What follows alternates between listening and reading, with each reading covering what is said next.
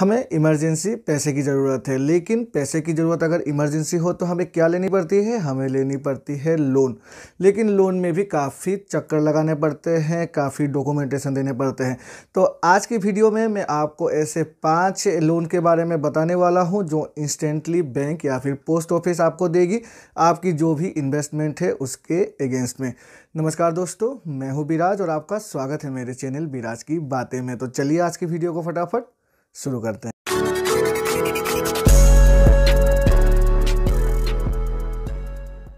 सबसे पहला जो लोन है वो है loan against your fix deposit या फिर रिकरिंग डिपॉजिट।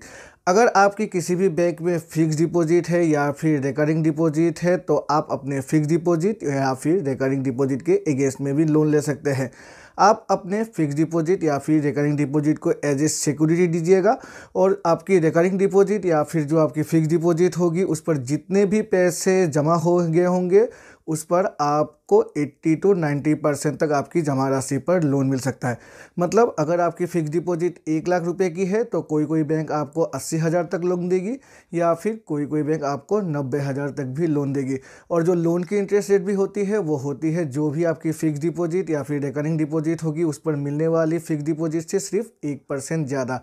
तो ये काफ़ी प्रॉफिटेबल एक लोन है और इस लोन को मिलने में आपको कुछ भी डॉक्यूमेंटेशन देने की ज़रूरत ही नहीं है। सिंपल लोन फॉर्म जो बैंक में आपकी मिलेगी वहाँ पर लोन फॉर्म को फिलअप कर दीजिएगा और आपकी जो भी रिकरिंग डिपॉजिट हो या फिर फिक्स डिपॉजिट हो उसकी सर्टिफिकेट की एक जेरॉक्स कॉपी दे दीजिएगा। आपकी लोन इंस्टेंटली ही बैंक उसी समय आपको दे देगी। तो ये काफ़ी एक अच्छा इन्वेस्टमेंट ऑप्शन है, लोन पाने की इन्वेस्टमेंट ऑप्शन है जहाँ पर आपको लोन भी मिल जाएगी और आपकी डॉक्यूमेंटेशन का भी कोई भी चक्कर नहीं लगाना पड़ेगा। दूसरी लोन है पीपीएफ अगेंस्ट में मिलने वाली लोन। पीपीएफ के अगेंस्ट में अगर हम एक नए इन्वेस्टर है तभी हमें लोन फैसिलिटी मिल जाती है। अगर हमने पीपीएफ अकाउंट खोल रखी है और हमारी पीपीएफ अकाउंट के खोलने की 3 फाइनेंशियल ईयर समाप्त हो चुके हैं तो उसके बाद हमें पीपीएफ लोन मिल जाती है। मतलब पीपीएफ अकाउंट जिस भी फाइनेंशियल ईयर में हम खोलते हैं ठीक उसकी तीसरी फाइनेंशियल ईयर से लेकर छठे फाइनेंशियल ईयर ख़त्म होने तक हमें पीपीएफ में लोन फैसिलिटी मिल जाती है। पीपीएफ में जो भी लोन फैसिलिटी हमें मिलेगी वो अमाउंट उतनी ही होगी जितनी जिस साल से फाइनेंशियल ईयर से हम पीपीएफ लोन को उठा रहे हैं उसके ठीक 2 फाइनेंशियल ईयर ख़त्म होने से पहले जितनी भी अमाउंट हमारे पीपीएफ अकाउंट में इकट्ठा हो गई थी उसके 75%। और पीपीएफ अकाउंट में जो भी इंटरेस्ट रेट जिस लोन के अगेंस्ट में हमें देना पड़ता है वो देना पड़ता है 1% ऑफ एबव जितनी भी इंटरेस्ट रेट है उससे ऊपर। लेकिन पीपीएफ अकाउंट की जो लोन है उस पर एक आपको खास बात ध्यान रखनी है। पीपीएफ अकाउंट की लोन की जो भी वैलिडिटी पीरियड होती है वो होती है 36 मंथ यानी कि 3 साल। ये पीपीएफ अकाउंट में 3 सालों तक ही लोन मिल जाती है। लेकिन अगर हमने अपनी ड्यू डेट के अंदर अपनी पीपीएफ अकाउंट के लोन को रिपे नहीं किया है तो उसके ऊपर हमें पेनल्टी पे करना पड़ता है और पेनल्टी पे करना पड़ता है 6% एक्स्ट्रा। जितनी भी पीपीएफ में हमारी इंटरेस्ट रेट होगी उससे 6% एक्स्ट्रा हमें पे करना पड़ेगा अगर हमने अपनी पीपीएफ लोन को अपने ड्यू टाइम के अंदर पे नहीं किया है। पीपीएफ अकाउंट की लोन लेने के लिए हमें कुछ भी नहीं करना है। हमारी जितनी भी पीपीएफ अकाउंट होगी चाहे वो बैंक में है या फिर चाहे वो पोस्ट ऑफिस में है, सिंपल हमें लोन फॉर्म को फिलअप करना है और डॉक्यूमेंटेशन भी हमें कुछ भी नहीं देना है तो बैंक या फिर पोस्ट ऑफिस हमारे पीपीएफ अकाउंट के अगेंस्ट में हमें लोन डिसबर्स कर देगी। तीसरी लोन प्रोस्पेक्ट है loan against mutual fund deposit. Mutual fund में अगर हमने इन्वेस्ट कर रखा है, हम एक म्यूचुअल फंड के इन्वेस्टर है और अगर हमने म्यूचुअल फंड की क्लोज एंडेड फंड्स में इन्वेस्ट कर रखा है तो हम अपने उस क्लोज एंडेड फंड के अगेंस्ट में भी लोन ले सकते हैं। जिस भी कंपनी के अगेंस्ट हमने पीपीएफ अकाउंट खोल रखी है और अगर उस कंपनी के साथ किसी भी बैंक की टाई अप है, आजकल तो सभी बैंक अपनी म्यूचुअल फंड बिकने लगी है। एसबीआई अपनी म्यूचुअल फंड बिक रही है, एचडीएफसी अपनी म्यूचुअल फंड बिक रही है, एक्सिस बैंक अपनी म्यूचुअल फंड बिक रही है। तो अगर हमने इनमें से किसी भी एक कंपनी में इन्वेस्ट कर रखा है म्यूचुअल फंड कंपनी में और अगर वो इन्वेस्टमेंट क्लोज एंडेड फंड में है तो हम अपनी उस क्लोज एंडेड फंड के अगेंस्ट में भी लोन फैसिलिटी ले सकते हैं। और इसके लिए हमें कुछ भी नहीं करना है। हमारी जो भी स्टेटमेंट होगी म्यूचुअल फंड की वो स्टेटमेंट को हमें प्रेजेंट करना है और साथ में लोन की जो भी फॉर्म है उसे फिलअप करना है। 75% to 90% हमारी जितनी भी इन्वेस्टमेंट अमाउंट है उतनी तक लोन फैसिलिटी दे दी जाती है। कोई बैंक 75% देती है तो कोई बैंक 80% 90% तक लोन फैसिलिटी दे देती है हमारी जितनी भी इन्वेस्टमेंट हो गई है म्यूचुअल फंड में उसके अगेंस्ट में। लेकिन आपको एक बात ध्यान रखनी है, पहले तो आपको जानना है क्लोज एंडेड फंड क्या होती है। म्यूचुअल फंड में दो प्रकार के फंड होते हैं, एक ओपन एंडेड फंड और एक close ended fund. Open ended fund में हम जब जी चाहे पैसे को निकाल सकते हैं, लेकिन क्लोज एंडेड फंड में एक निर्धारित समय के लिए हमें इन्वेस्टमेंट करना पड़ता है और उस निर्धारित समय के आगे अगर हम चाहे तो भी under any circumstances close ended fund को क्लोज नहीं किया जा सकता है। तो इसी को ध्यान में रखकर बैंक या फिर पोस्ट ऑफिस तो मैं नहीं कहूँगा, लेकिन बैंक लोन आपको दे देगी अगर आपने एक क्लोज एंडेड और एक अच्छी फंड में इन्वेस्टमेंट कर रखा है। तो अगर आप एक हैवी इन्वेस्टर है और आपको इमरजेंसी फंड की ज़रूरत है, थोड़े से फंड की ज़रूरत है, तो आप अपनी जो भी म्यूचुअल फंड है उसके अगेंस्ट में भी लोन फैसिलिटी ले सकते हैं। और इसके लिए हमें कुछ भी नीड डॉक्यूमेंट प्रेजेंट नहीं करनी है, सिंपल लोन फॉर्म को फिलअप करना है और अपनी जो भी स्टेटमेंट है उसे प्रेजेंट कर देना है।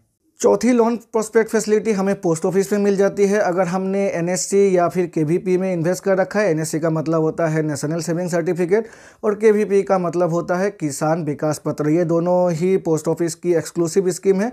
तो अगर हमने इन्वेस्ट कर रखा है तो उसके अगेंस्ट में भी पोस्ट ऑफिस या फिर कोई बैंक भी आपको लोन फैसिलिटी दे देगी। लेकिन बैंक को एनएससी या फिर केवीपी में लोन देगी, ये फुल्ली डिपेंडेंट है बैंक की पॉलिसीज़ पे। अगर बैंक आपको रिजेक्ट भी करती है तो आपको कुछ भी कंप्लेन नहीं करना है, क्योंकि ये बैंक की अपनी पॉलिसीज़ होती है। वो पोस्ट ऑफिस की कोई स्कीम में देती है, कुछ बैंक देती है और कुछ बैंक नहीं देती है। लेकिन पोस्ट ऑफिस अपने सभी खाता धारकों को देती है लोन फैसिलिटी अगर आपने केवीपी या फिर जो एनएससी स्कीम है उस पर इन्वेस्ट कर रखा है तो।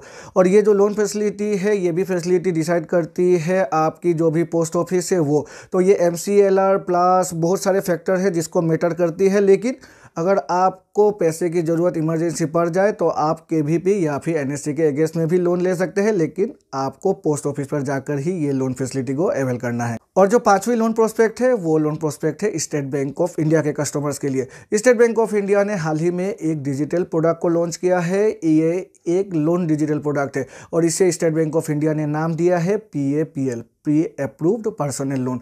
नाम से ही हमें पता चल रहा है ये एक pre approved personal loan scheme है, जहां पर जो भी लोन अमाउंट है और जो लोन है वो पहले से ही अप्रूव किया होता है। इस लोन को अवेल करने के लिए सबसे पहले तो हमें एक स्टेट बैंक ऑफ इंडिया का कस्टमर होना पड़ेगा और हमारे पास स्टेट बैंक ऑफ इंडिया की नेट बैंकिंग होनी चाहिए। हमारे पास स्टेट बैंक ऑफ इंडिया की नेट बैंकिंग की यूज़र ID और पासवर्ड होने चाहिए।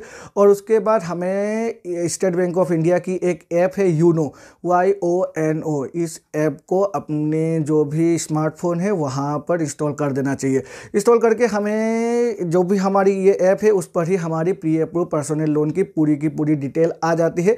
आपको चेक करना है, अलग अलग कस्टमर्स के लिए लोन अमाउंट अलग अलग होती है।